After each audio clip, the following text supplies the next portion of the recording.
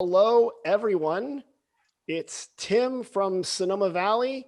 Welcome to what we're calling Crabs, Wine, Fun, and Laughs. Is that what we're calling it? Something like that. I'm here with some esteemed guests, and we're going to hear all about Sonoma Valley wine. We're going to hear about crabs. We're going to hear about preparation. We're going to hear tips and tricks. We're going to hear, I don't know yet because I haven't had enough glasses of sparkling yet. But once we have a few more, we're going to go. Before we get started, let's do some introductions. So we're going to have everyone kind of do a quick introduction on who they are. I'll start off with Chris from the kitchen in the beautiful apron. Chris, who are you and where are you from? Well, Tim, thank you. Wonderful to be here this evening. Happy to be live here streaming. This is going to be raw and uncut, just like the crowd we have in front of us. But my name is Chris Sebastiani. I'm the general manager of Viansa Winery, fourth generation wine family here in Sonoma. And happy to be joining everybody and bringing a little bit of the Viansa wine. Here we're tasting the Estate Chardonnay, which is the first Estate Chardonnay that we've done at Viansa. One of the new wines that we've brought back to the market. Got some of my team members here on the call. Everybody is local, and I'm very privileged to say that everyone on this call is a friend of mine. Happy to be here and to talk to you guys. So thanks for the invitation. Great, Chris. Thank you. And the apron does look great. I've got my apron on. We're ready. So there's crab splatters going on. Next up, Rodney Fong is with the San Francisco Chamber of Commerce. Rodney, say hello. Tell us a little bit about yourself. Hello. I am born and raised like Chris in San Francisco, fourth generation San Francisco family. I grew up at Fisherman's Wharf, and our family ran the Wax Museum at Fisherman's Wharf. And before and after work and my lunch breaks, hung out on the docks of Fisherman's Wharf and watched everyone bring in fish, bring in crabs. So really grew up with that in our blood. As a family hobby, we love to fish and grew up fishing in the San Francisco fly fish all over now.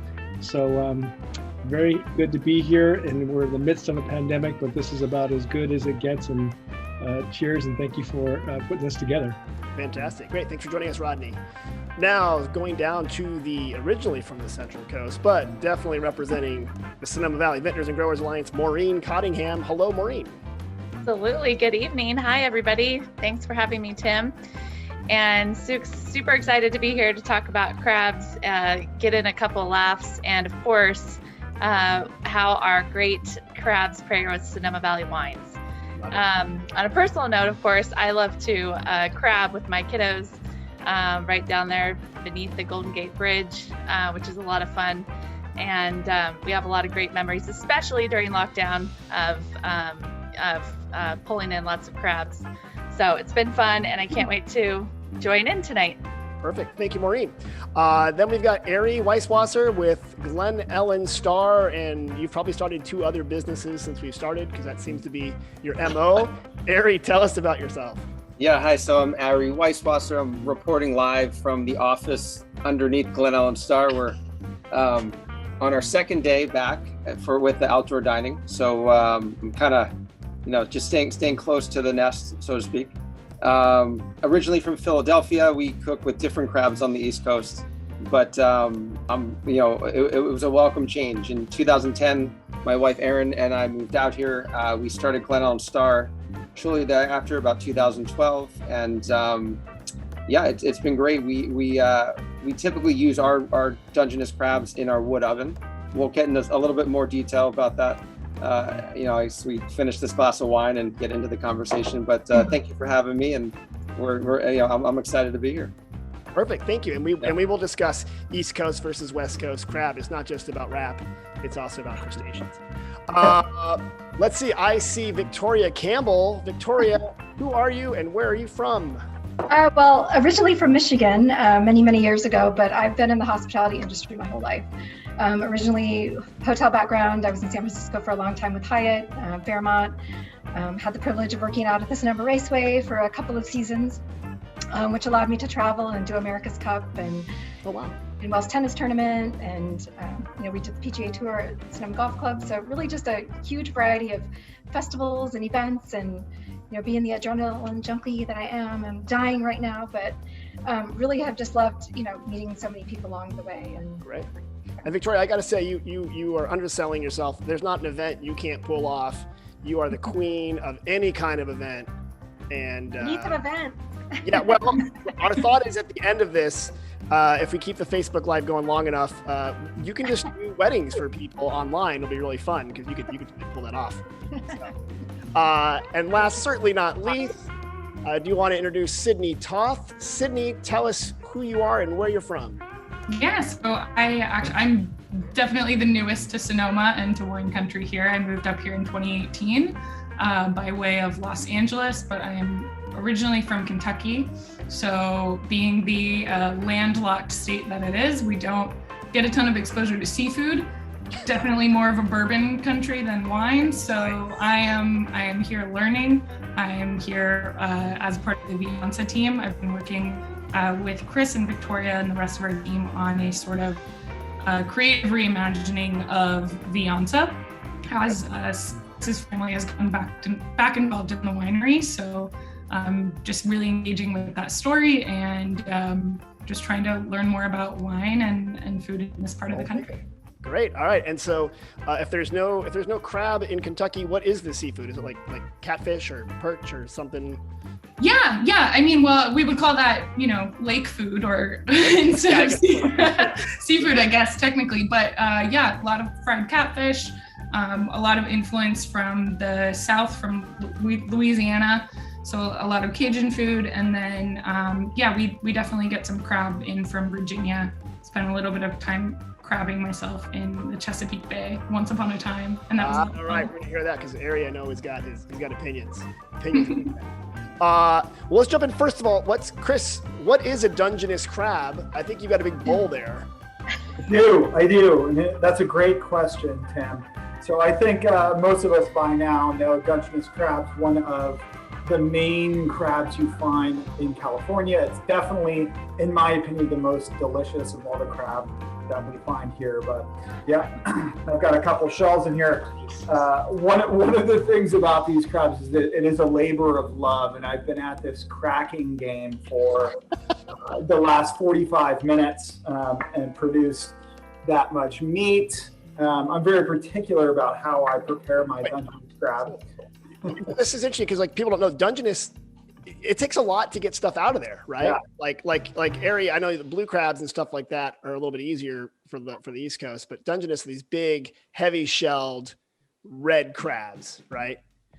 And you get relatively small compartments of meat on these guys. So you're in there and you're literally trying to fish out these little pieces of crab. Some people use the tips of the claws to kind of pull it out. But that is, of course, the way to kind of clean boiled crab or steamed crab, which personally is my favorite way to prepare it. A little bit of melted butter, a little bit of salt and lemon juice, and you get some of that nice, it's almost like a sweet flavor to it. But the Dungies are a beautiful crab species, and we can get them right off the coast here. So I know Rodney grew up fishing, fishes fly fishes all over the place now, but I'm sure Dungeness crab fishing is near and dear to his heart back then. Rodney, what's the season? What's the season for Dungeness? Is it only in the You know what? It all starts around Thanksgiving and concludes about this time, close to this time. But the Thanksgiving, at least in San Francisco, this is sort of like a harvest time. Certain foods trigger certain senses. You're entering the holiday season, the family's going to get together.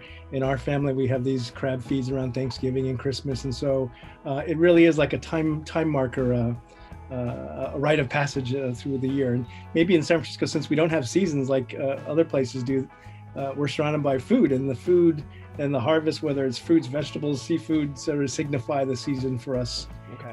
So that's the way to do it. So we've got it. It's like I've heard the way to remember it. It's months that end in R or have an R in them, November through April, but sometimes May or something like that. That's when we have Dungeness crab. What's cool is we make a big deal about it because it's summer's over and we're at home and you're making big seafood dishes and stuff like that. Chris sits there and cracks the crab from basically November through May just to get enough for one meal. Chris, how are you going to be preparing that stuff? What are you doing with that? That doesn't get much more sophisticated than this, Tim. I literally crack it, lay it out. And then your kids eat it. My kids eat it, exactly. I'm not as sophisticated as you to have a cat on deck. That's going to help me. Yeah, you see, the cat I keep flicking the cat because he keeps jumping, on the crab I have here. So sorry about that. I'll keep you honest. Let me ask this. This is interesting. Ari, you guys do something different with the crab because some people just steam it, right? They just like boil it or they steam it. You guys do something different because you're the Glen Ellen Star. And you were telling me about it. So how do you guys prepare it? Yeah, so in many traditional French kitchens, the preparation is we would make a court bouillon, which is, it's water, a little bit of acid, lots of aromatics, bay leaf, onion, spices. Say that word again.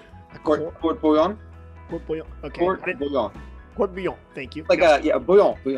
And so we bring that up to a boil, and typically when we get our Dungeness crab in the restaurant, it's still live, and we take the court bouillon and we pour it over the crab, and it's about maybe a 40-minute process. So the crab actually never goes to the stovetop, and then at that point we further, when it's cool enough to handle, we remove the top shell, and then we kind of crack it so the meat's a little bit easier to get at. Okay. In the restaurant, we finish it in the wood oven. So I'd say it's about maybe 80%, maybe 70-80% cooked, if I had to guess. Wait, is a wood oven like a pizza oven you're talking about, like a big old hunking thing? Yeah. So it's it's a little different. That's how we've done it here in the past. Okay.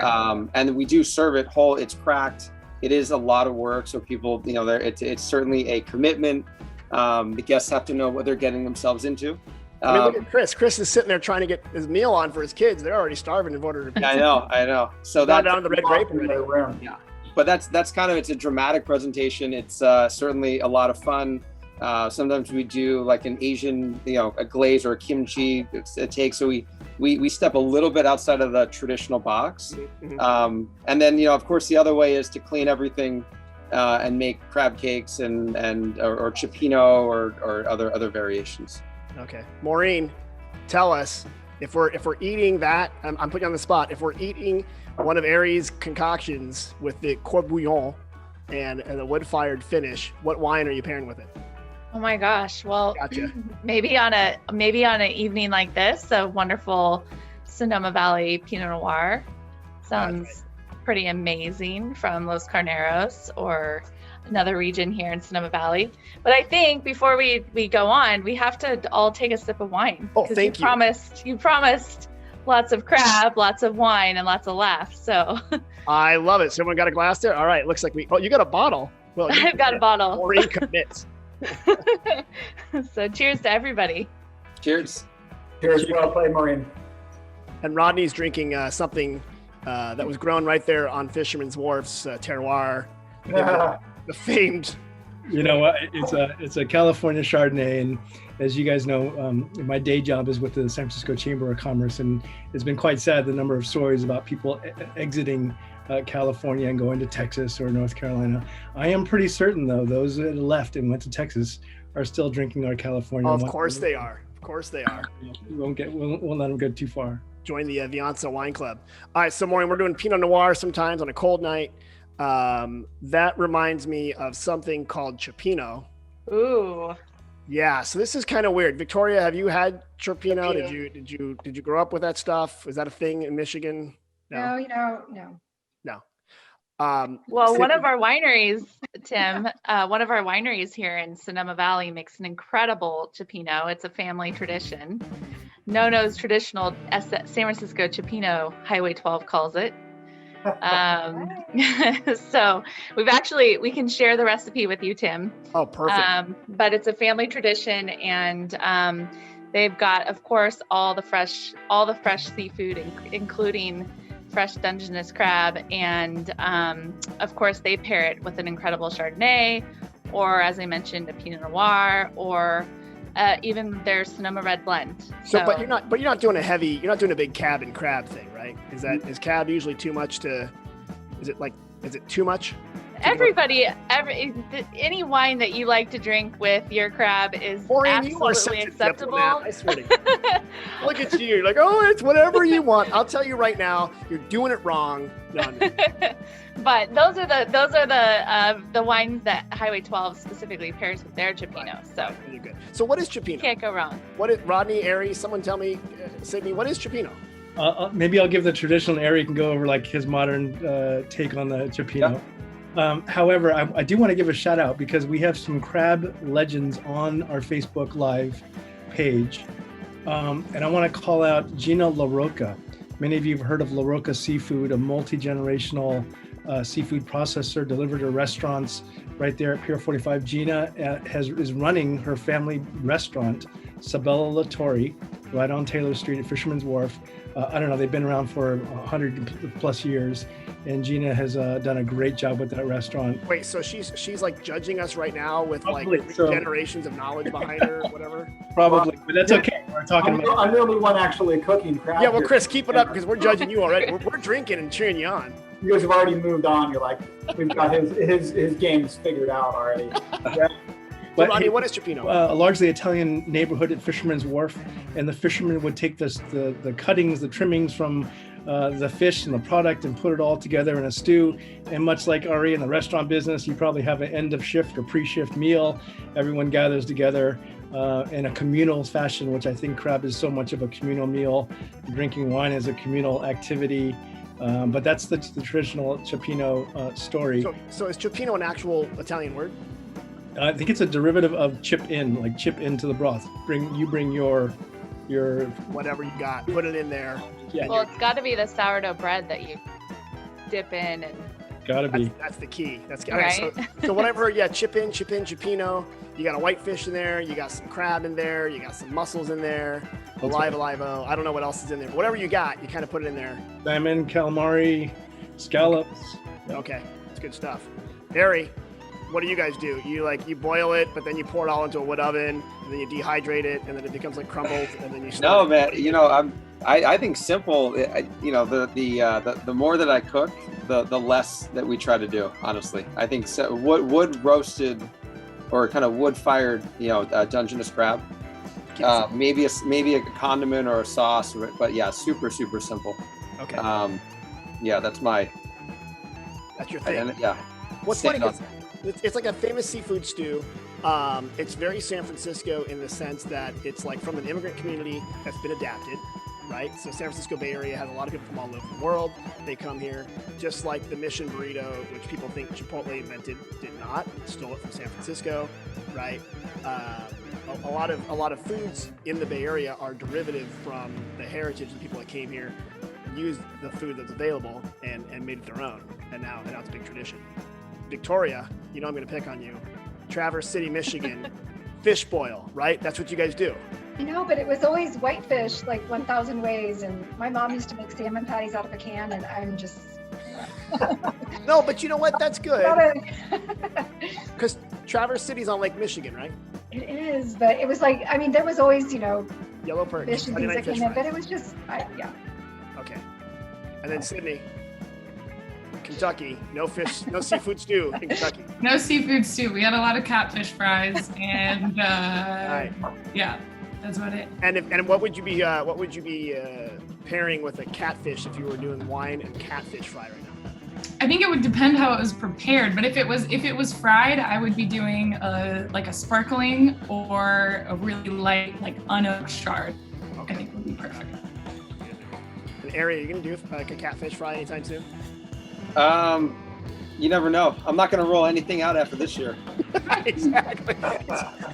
You're dangling hooks over off Sonoma Creek in the back of your Yeah, sure. whatever's in there. Okay, with other questions I want to bring up. It's interesting. Sonoma Valley is right next to, we're in Sonoma County. We have the coast, but we've also got the San Pablo Bay. San Pablo Bay feeds into the San Francisco Bay, and we are lucky to be in an area where conservation is important. Chris, Viansa overlooks the wetlands that are the San Pablo Bay, which then flows into San Francisco, which is where Rodney picks up his Dungeness. Where do you see the role of people like the winemakers and the chefs in conservation and keeping, you know, Northern California's, I guess, ecology going so it's sustainable? It's a great question, Tim. You know, I think this concept of sustainability as an overarching idea has gotten more and more popular in the last few decades, for good reason, right? You know, we're watching habitat disappear. We're watching yields from the natural environment that we depend on in the form of crab, in the form of salmon, go through very dynamic periods. But it's obvious, and the data is there, and it's hard to argue any other way that we need to be active in this idea of preserving the future of our natural environment. You know, we appreciate crab, but we have a year where the whale migration changes because of environmental factors, and the crab harvest comes late, and all of a sudden you have this breakdown and waterfall effect across industries, you know, most directly affecting restaurants, but also affecting wine. You know, people buy certain types of wine to pair with crab, and if the crab comes several months late in the season, you see a tangible effect on sales for those varietals that you would otherwise depend on. So backing it all the way back up, you know, it's important to remember that we all have a responsibility, and we can all make a difference, whether that's something as minor as recycling the right things at your house and the right garbage, or all the way up to, you know, dedicating a portion of your property to conservation. Well, that's Chris. You guys do that at Viansa. Like there's when you go up to the hill. I don't know if you guys have all been there. I mean, obviously Victoria and Sydney may have been there once or twice. Once or twice, but you look down the vineyard, but to the right, there's this huge wetlands area that absorbs all the overflow of the water and filters it. But you know, you guys could be like planting up all you want, right? And maximizing yields theoretically. Absolutely. You know, we could pull and take from the land that's there as much as you know, humanly possible, but it's not a sustainable thing. It's also not the conservation standpoint that we like to represent. And so this has been something that's been passed down through generations in my family, this idea of stewardship of the land. So we bought the Viansa property in 1988 for a number of reasons, but one of the biggest ones is that there was 97 acres, which is more than half of the property. The majority of the property was arid farmland, but what used to be part of the San Pablo Bay wetland zone. So we returned it to that, and we protected it as this conservation habitat for migratory waterfowl. So ducks and geese stop there on their way between Canada and Mexico on their annual migration. And then we also have a whole number of species that make that property home throughout the year. Everything from freshwater otters to deer to badgers. I've got a bunch of still motion sensing cameras out there. We caught a weasel on the camera, which I didn't even know lived in that area. But it's important to us because it is the symbol of us giving back to the land that gives us so much and returning it to its natural state. Well, it's not, that's kind of interesting because like we are part of a cycle, right? Sonoma Valley is very, very keen and aware, just like San Francisco, right? Conservation and being a part of it. I was unaware that you had the diversity of animals. For real, you had a weasel, or did someone like plant that there as a joke? Yeah. Sydney may have. I think like snuck it out there at night. Yeah. She had a weasel on like a fishing pole, and she was dragging it by the motion sensor camera. I'm actually the zookeeper of Viansa. Yeah. You heard it here first, the Viansa Zoo. So we're also, in addition to being, you know, well-rooted in California, a big outdoors person. You like fishing and being out there. Yeah. Do you ever go fishing in the San Francisco Bay and go for halibut and stuff like that, or what do you do? I was just actually on the bay today and just came back an hour or so ago to get on this. But I'm glad Chris brought up the climate. And I think one of the lessons from COVID, hopefully everyone's picking up on, is how interconnected everything really is. Whether it's business, customer, travel, transit, housing, cost of housing, produce delivery, everything is connected. And in the ecosystem, in the natural world, in the Bay Area, we have that connectivity too. the crabs, since is our subject tonight, they're migratory creatures, and they actually come into the San Francisco Bay to mate. The bay is actually illegal to crab fish for Dungeness crab because there's nothing but babies on the ground, on the floor. Wait, there's like wild crab loving happening in the San Francisco Bay is what you're saying. The city of love, yes. Might be a good time for another sip of wine. Just gonna throw that out there. Happy Valentine's Day, all you Dungeness crabs out there. But as Sydney knows, like, there's also a Pacific Flyway that happens right over California. And this is obviously what makes our coast such a vibrant place. All these things come in and out. Even though we don't have the hard seasons, there's certainly migratory patterns that happen. But when you think about water and you think about the bay and the snowmelt coming off the Sierras, going into the San Joaquin River, going into the Sacramento River, all of that water, much of it touches the agricultural world and then comes back into the system, comes back into the San Francisco Bay, the San Pablo Bay, and back out the Golden Gate Bridge into the Pacific Ocean. So in a weird way, particles of that water could have very much touched a vineyard that's ended up back in water that crabs are mating in or live in. So, what we don't see, I'm getting a little bit crystally on you, but what we don't see is happening right 24/7 around us. But the connectivity of the environment is so important to business, important to our restaurants, important to our agriculture, grapes, vineyards, etc. Rodney, I feel like if I can get the Circle of Life music rights, I'm just going to overlay that on this. Okay. I actually had a question about some migrations. I heard from a friend of mine, a neighbor whose family owns a crab and salmon fishing business, that the crab season this year actually got pushed back by quite a bit because of a whale migration pattern that was different than previous years. I'm just wondering if anyone knows anything more about that, because that's all I heard. Yeah, Chris touched on it a little bit. They actually delayed the crab season, and as you know, when they put down the pots, there is a rope that goes to the surface with a floating buoy so they can recover the trap. And there was concern that the whale migration may be getting interfered, or the ropes are interfering with their migration. So there's tension all around. There's also the waters overall are warming up. The water temperatures are warming up, which is changing the migration pattern of many different things in our coast here, on our coast. So hold on. So Ron, this is an interesting point you just bring up, actually, because California on the coast has a bunch of whales going up and down from Alaska down to Mexico and Right. different places and things like that. But when you go fishing for crab, you're not throwing out a hook, right, and catching a crab?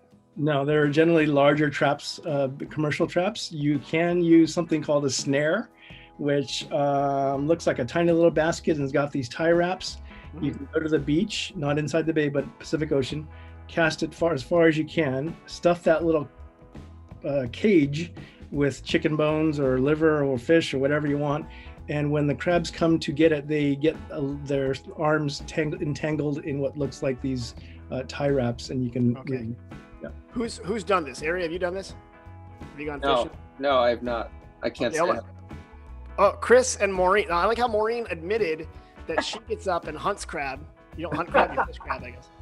Maureen, what do you guys do? Do you have a big boat and you're going out dropping pots? No. I take my lounge chair and I bring snacks and all sorts of fun beverages, and I watch and enjoy my children having the best time ever with their dad. But they have a little mini crab pot, and then my husband has his, and they, as Rodney said, there's a rope on the end of it, so they toss it off the pier. And first there's a little box in the middle of the pot, and they put chicken inside, and Like then you chicken throw it nuggets, off. Maureen, like raw chicken or cooked? Raw chicken. Crabs really like chicken, yeah. You're not Well, I bringing don't know. I KFC mean, down there. we put raw chicken in there. Okay. We're definitely not professionals, so we could be all wrong. But we've been successful in catching crabs. Okay. So, anyways, throw the pot off and wait for about 10 minutes, and Okay. then the kids help bring the rope in, and they see what they get. We have a little measuring little tool to see if we caught right crabs size- that the right are size large crab. enough. Exactly. Okay. And it's a lot of fun. The kids love picking up the crabs and so forth. But We're not the true professionals like Rodney. But Maureen, where do you go and cast out your pots? Where's your favorite spot? Well, we've gone to Fort Baker, which is right below the Golden Gate Bridge by Cavallo Point, and it's a beautiful spot. To the northern side of the Golden Gate Bridge. Mm-hmm. Yeah. Oh, great! Now everyone knows your secret crabbing spot. Yeah, don't go there. It's a terrible spot. We had a quick question. Someone asked, what kind of whales are we talking about that migrate during this time? Who wants to answer that question? Who among you is a whaleologist? Rodney, nominate. I like that. We have Rodney. We're like, yeah, he's by Fisherman's Wharf, and fishermen are close to whales. I am pretty sure the majority are gray whales.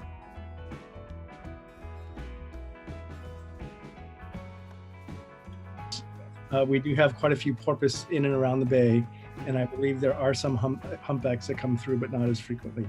Yeah, I think the gray Please whales. that. They just like the crabs come into the bay to do their loving, the gray whales go down to Mexico to do their loving. Yeah, humpbacks. If you remember Humphrey from back in the 1980s. Yeah.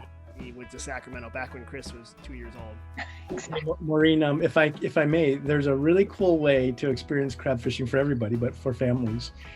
Some of the party boats, the commercial sport fishing boats, either out of Sausalito, Emeryville, or Fisherman's Wharf, do these crab combo trips, and it's a load of fun. You get on the boat in the morning, you go outside the Golden Gate Bridge. It's beautiful. They set down traps the night before. They fish for rock cod, and on the way back up, they pull up the traps that they had set the night before. And depending on the time of the year, you can get 10. Your limit is 10 crabs per person, but you can come back with literally a boatload of crab, and it's a nice, clean, fun way. That's a good deal because how fun! I just bought 4 crab, and it was like $50. So 10 crab's a great deal. Yep, and you can. Plus, you have your day out on the bay. Yeah. Yep. Plus, I get to throw up. So it's great. It's a win-win. And you can invite Chris over to crack the other nut. I know Chris. Meanwhile, Chris has cleaned 1 crab.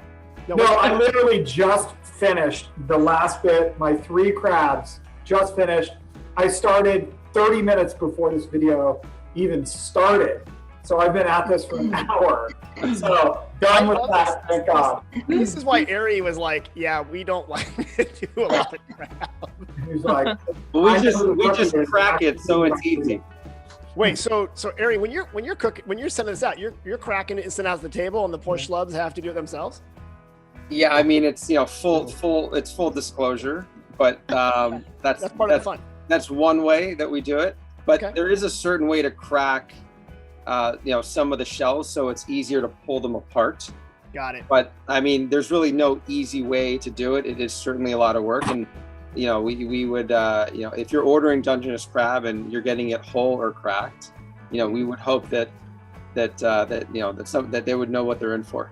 Got it.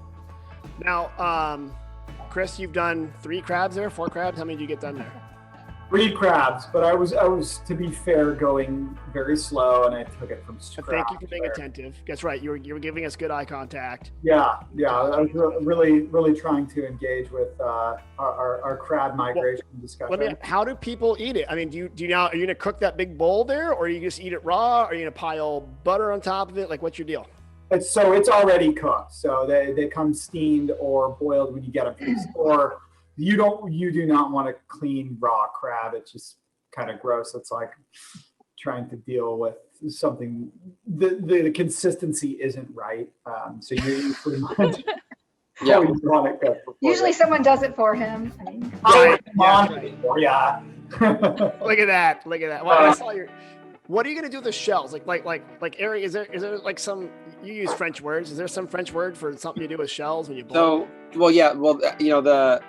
The claw meat or the outer shells, not a whole lot of flavor, but the roe or the directly underneath the top shell, that's certainly a lot of flavor. So you could you would all the knuckle meat, all the joints, you could cut them into smaller pieces, roast them, and then do broths or sauces and things like that.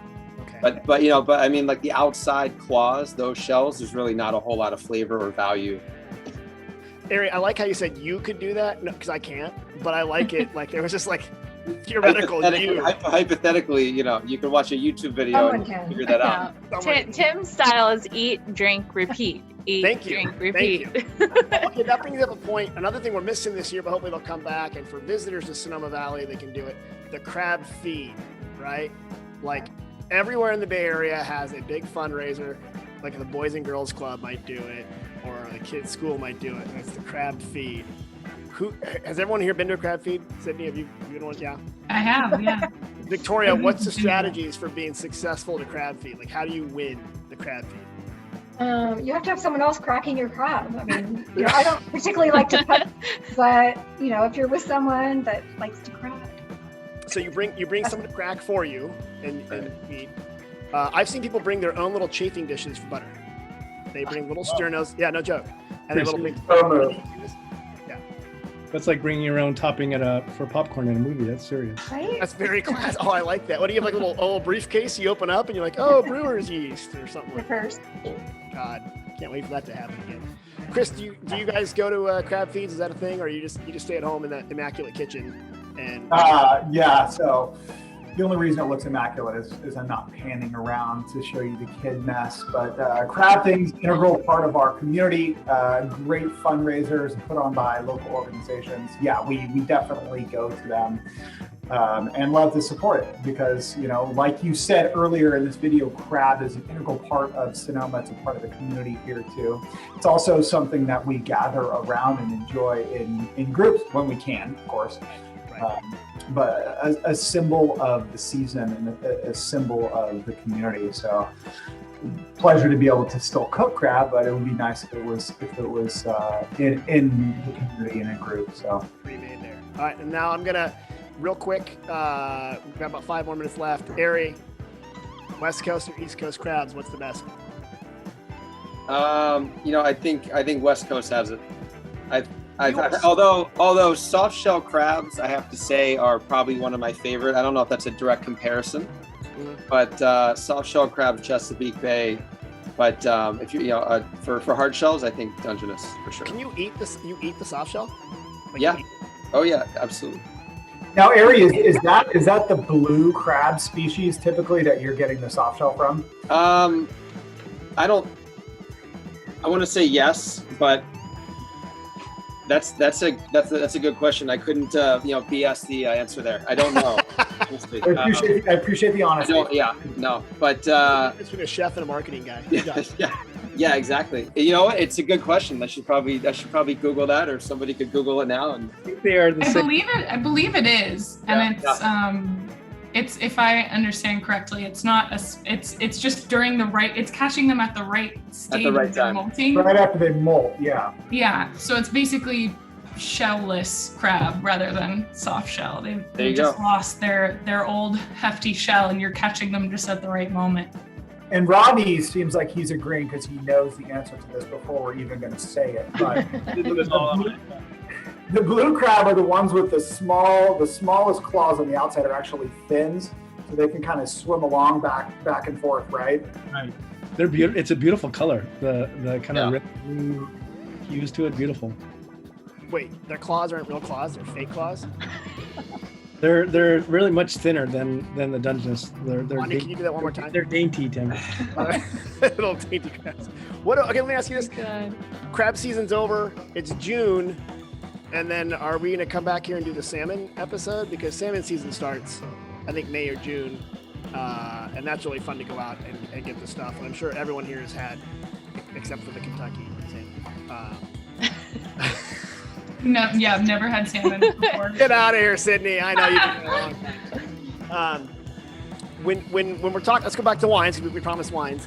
What are some of the wines that we'll be pairing with, whether it's crab or salmon or seafood in general?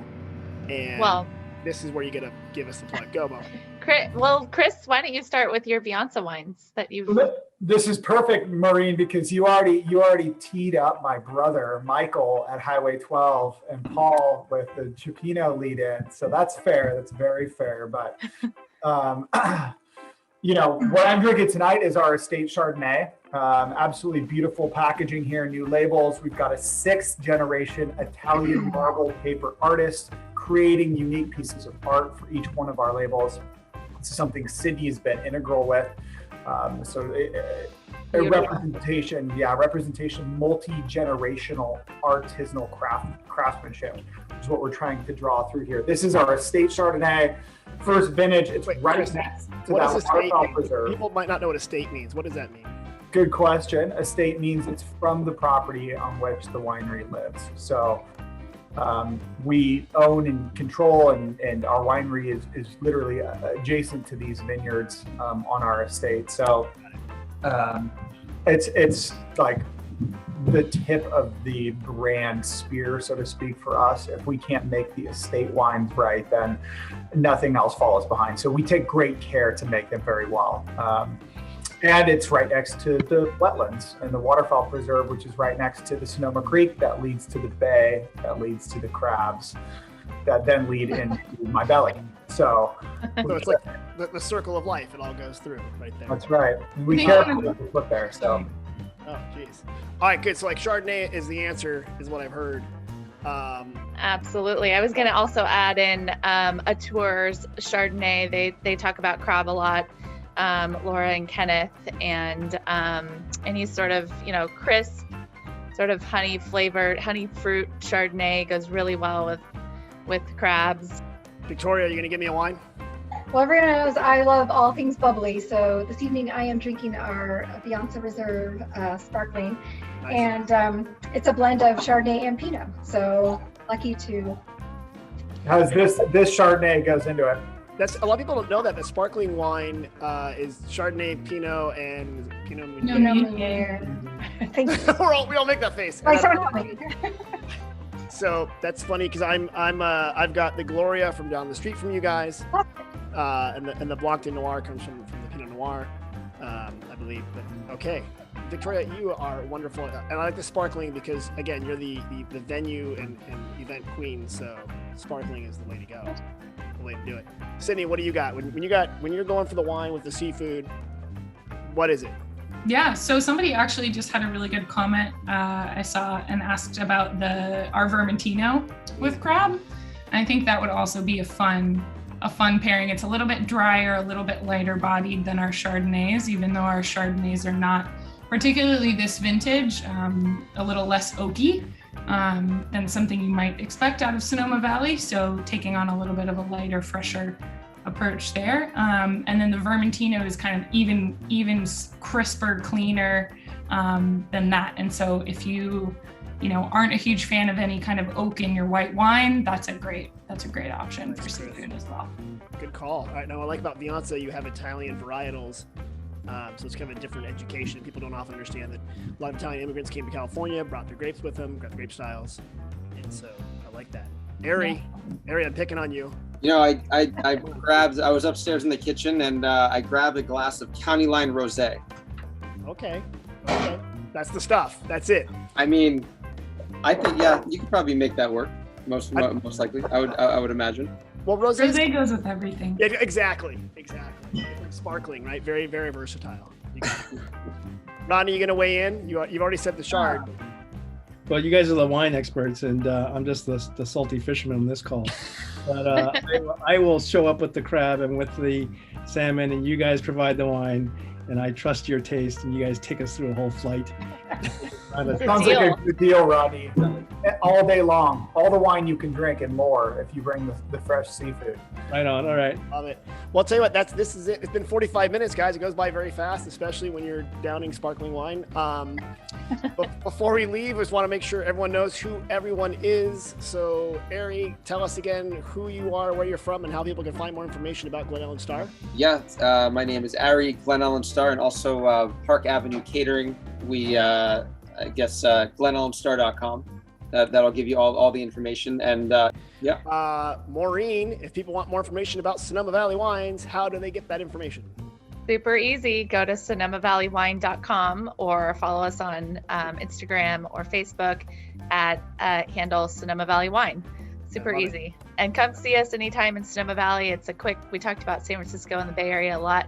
It's a quick 45-minute drive, actually even maybe 40 minutes up to Viansa. And you're already in Sonoma Valley, surrounded by beautiful wineries and vineyards. So come see us.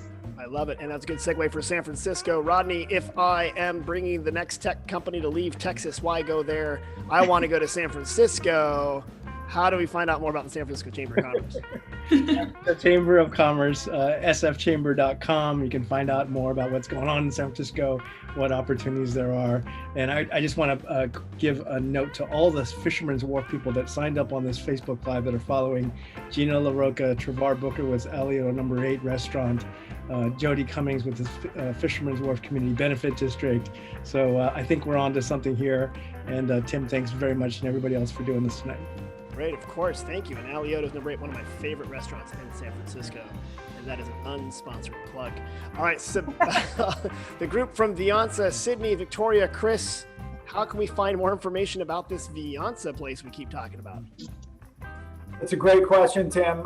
Yeah, thanks to everybody who joined this evening.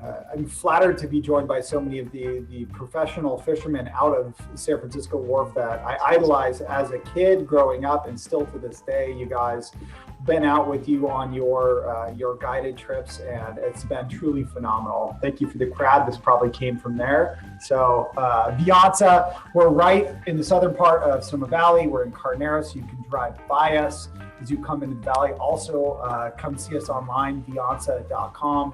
You see the wine we tasted tonight, along with the rest of our portfolio. Come visit us. We're open now again, thank God. We ask that everybody make a reservation, but if you're in the area and you don't have one, come on in and we'll make it work for you. So, and will you crack crab for them, Chris? I will crack crab, but it will be so painfully slow that people will have to drink a ton of wine. Bring a sandwich. Bring a sandwich. We'll get a sandwich there because we have a food option. We have several food options at the winery. We've got our own deli, homemade sandwiches, and the whole bit. So come visit. Come and visit, and then when you're ready for dinner, go up to Glen Ellen Star. We'll get you there. All right, and this is Tim of Sonoma Valley Visitors Bureau. Thanks everyone for joining us. If you want more information about Sonoma Valley, come to sonomavalley.com and get all the latest deals, offers. If I could have everyone, do you guys have any wine left in your glasses? No. All right, so everyone, cheers. Thanks for joining us, and we hope to see you in Sonoma soon. Thank you. Cheers. Thanks, Tim. Thank you, everybody.